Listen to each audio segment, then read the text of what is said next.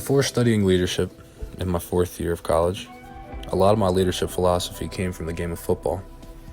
It was a game I fell in love with in high school, and a game that I was fortunate enough to play in college. On the football field, I've always tried to lead by example, not really in the vocal sense, because I like to focus on hard work, whether that be lifting in the off season or running to stay in shape during the season. I met a lot of great people playing football. My teammates, my coaches, the support staff around me, people that I still keep in touch with today. I also grew up watching football, and a lot of the leadership qualities that I discovered in college came from coaches, whether that be NFL coaches, college coaches, or even coaches in the movies. The characteristics that I learned from these coaches, as well as my personal experiences playing college football, has had a huge part in molding and shaping my leadership philosophy today.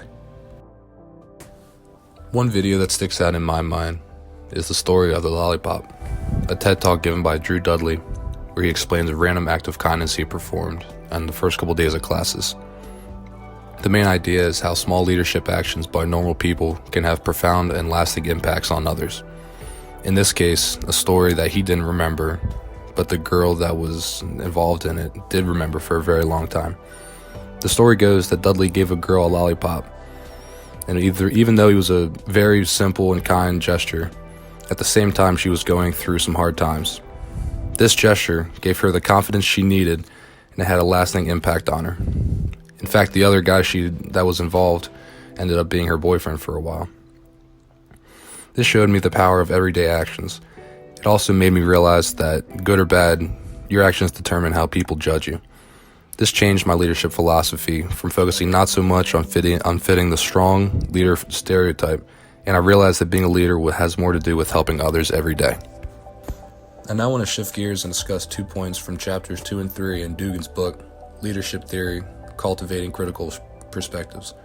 In chapter 2 of his book, Dugan states that we, as critical learners, have a responsibility to position ourselves as architects, centering our experiences in the interpretation of theory for it to reach its laboratory potential.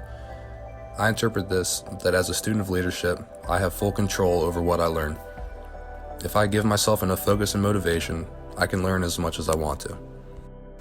This passage caused me to reflect on my own personal motivating factors and made me realize that I can easily find motivation to both continue my leadership study my whole life and also find time to apply what I learn in everyday life. Another point of Dugan's that resonated with me was his idea of finding the how in critical pedagogy. I interpreted this as what makes the leadership student curious and what provokes them to want to learn.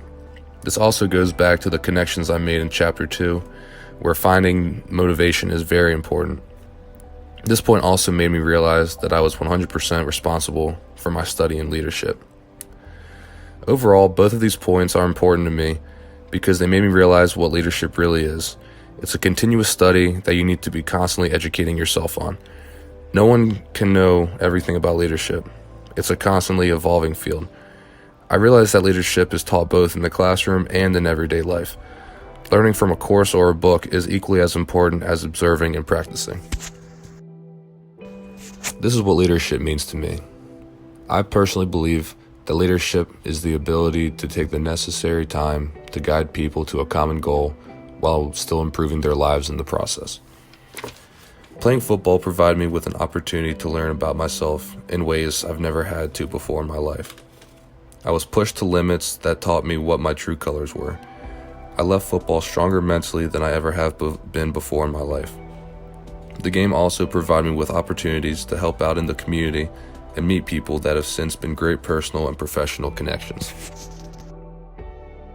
Because the game naturally pushed me to my limits, it also helped me to strengthen my relationship with my family, who I fell back on, and they supported me the whole way, and I'm very, very thankful for it. In these past few months, I've taken what I learned and I decided to apply it to my everyday life. I've already noticed that I have gained confidence in my ability to help people. I try to do random acts of kindness for people, whether I know them or not. This has helped me gain new friendships and strengthen others. I am blessed to know so many great friends and have such an amazing family, and I'm very thankful for them every day. By improving my ability to lead, I can focus on my relationships with them. I realize that this may be a cliche, but leadership is about the journey, not the destination. I have learned enough at this point to know that I will never learn enough about leadership.